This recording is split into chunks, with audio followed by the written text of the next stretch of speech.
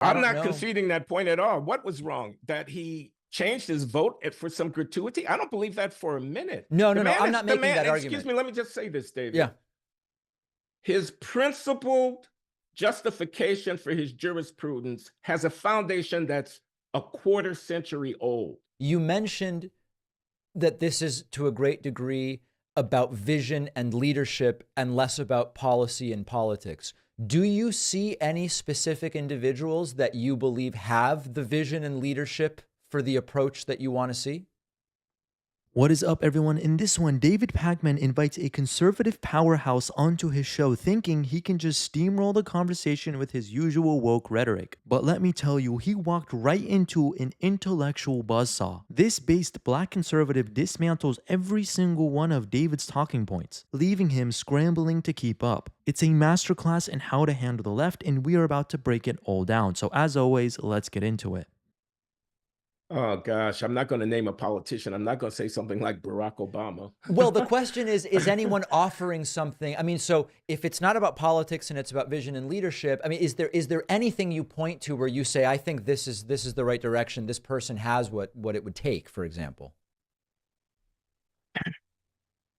I can think of some of my heroes. Robert Woodson is one of my heroes.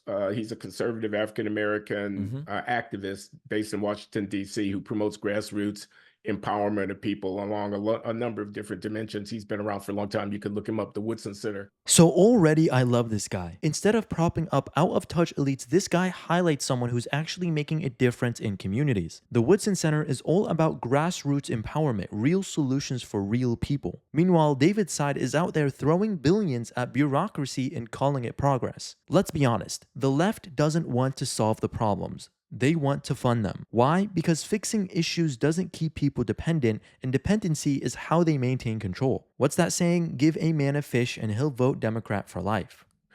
Uh, Ernesto Cortez is another one of my heroes. Ernie Cortez is based in Texas and California. He's running the Southwest Industrial Areas Foundation, which is an organizing group in the spirit of Saul Alinsky.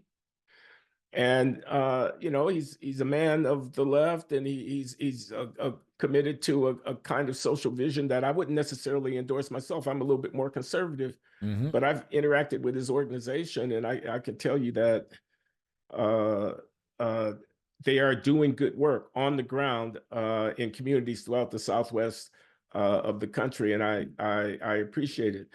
I was once in a hotel ballroom in San Antonio where his organizers are trying to pressure local politicians and local employers to get the community college curriculum coordinated so that the people who went there and took these courses could then be certified to take on high paying jobs in the companies. Hmm. There were 500 people in this ballroom at this gathering with the politicians sitting at a panel up in front. All of them had the same t-shirt on, which was advertising their movement. He had organized these people to be a force, to be able to get the attention.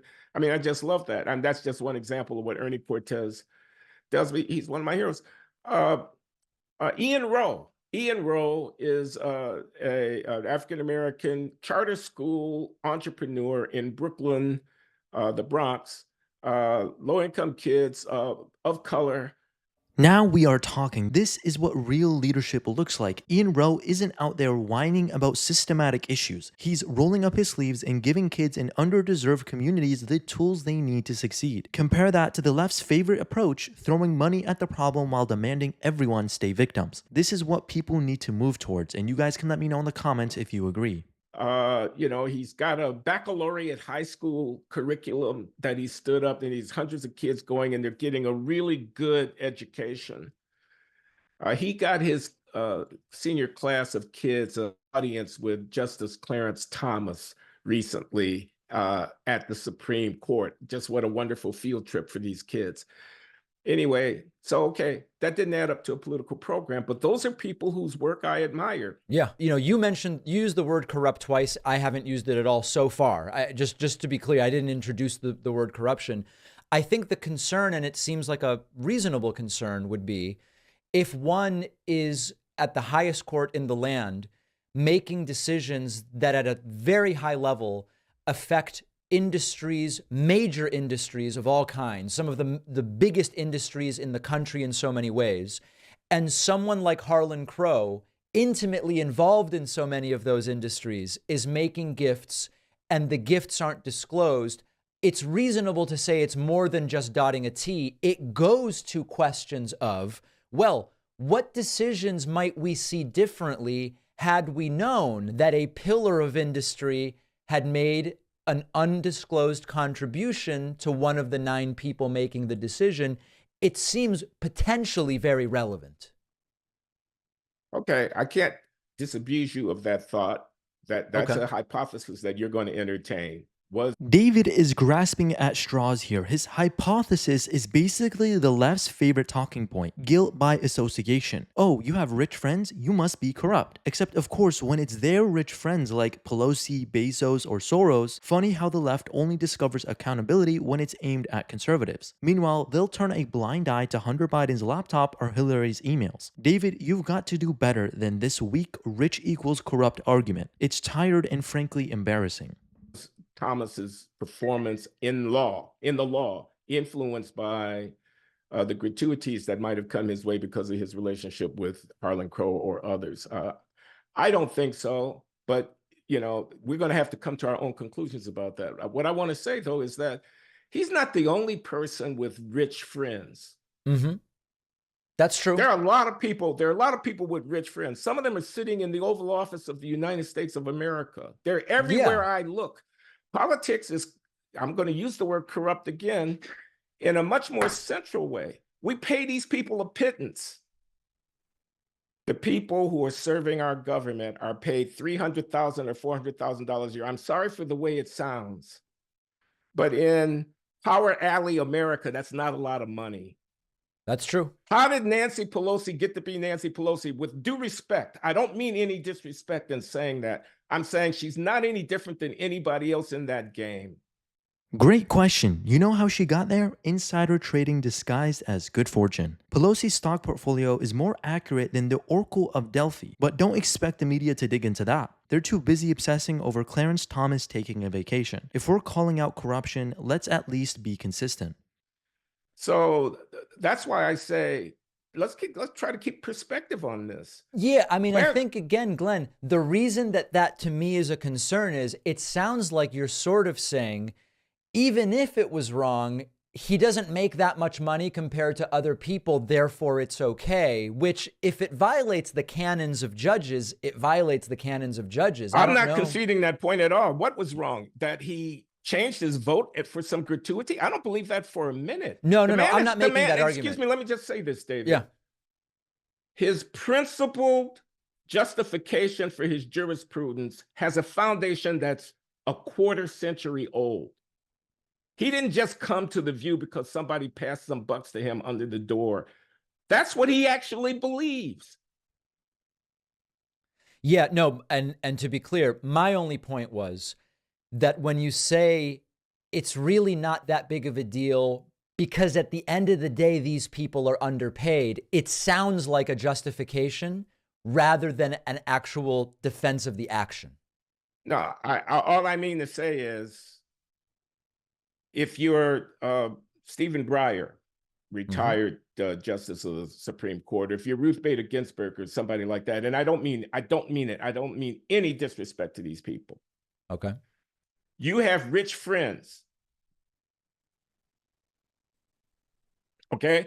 So that is what I'm talking about. I mean, I'm just saying Justice Thomas is no different in that respect than a large number of people serving at the top of American government who have rich friends.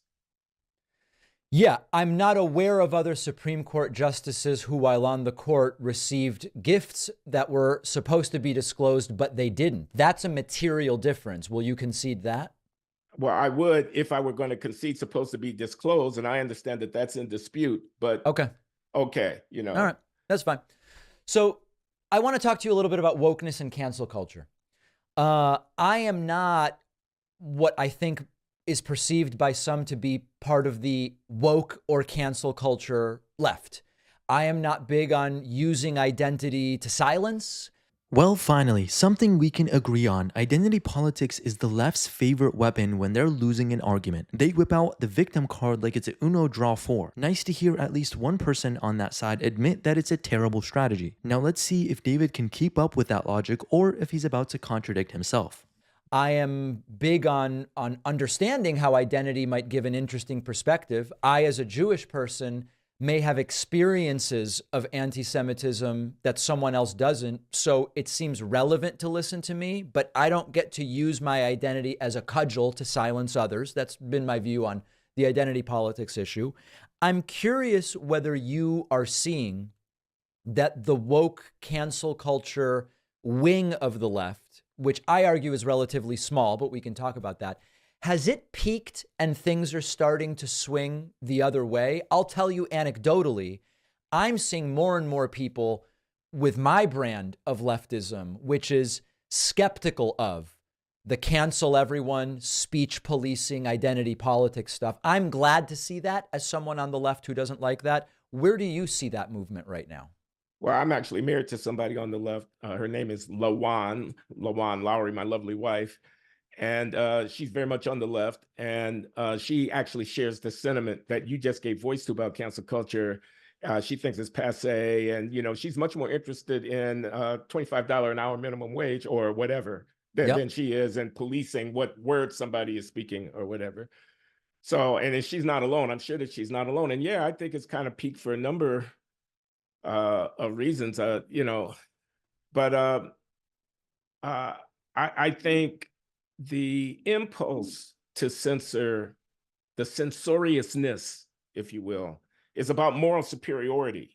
Boom, this is the heart of the cancel cultural moral superiority. The woke mob doesn't want equality, they want control. They silence people not because they're offended, but because they know they can't win in an open debate. It's all about pretending to be virtuous while shaming anyone who dares to think differently. And David, he's the perfect example of this mindset. He wraps himself in the facade of fairness, but the second someone challenges him, you can see him squirm. Sorry, David, but cancel culture isn't about justice, it's about silencing opposition. It's about being, you know, better than those people. It's about a way of drawing the line and showing that I'm on the right side of the line. And I think that that's a deep-seated tendency. I don't necessarily see that that's going away. I mean, I was involved in this to a certain degree at Substack, at the platform where my newsletter and whatnot, because there's some Nazi stuff that was small, not very much following, but nevertheless. And the question was, do you step away from Substack because there are a couple of these platforms with these very, you know, noxious and despicable kind of political views, white supremacists or whatever like that. And I thought not. I mean, the Substack management had made the decision, not at least at first, to step away from to ban these sites, and there was pressure to ban the sites. They ultimately relinquished on that to that pressure, and you know, so it was an issue. But I thought as it was going on, I mean, it's not as if, what am I trying to say? It's not as if the Nazism issue is a real issue. And these people are obviously beyond the pale. The dissociation, the need to ban, that felt to me more like a kind of virtue signal, like a kind of, you know, demonstration of, you know, where we stand, and it's not real politics. It's not engaging anything that's kind of on the ground. It's all about performance. Well, there you have it, folks. David Pakman just got steamrolled by facts and logic on his own show. Maybe next time he'll think twice before inviting someone who's actually armed with principles and intellect. But what do you guys think? Was David completely out of his depth, or is this just another day in the life of the left-wing echo chamber? Let me know in the comments below. Also, be sure to give us a like and subscribe. It really helps out the channel, and we'll see you guys in the next one.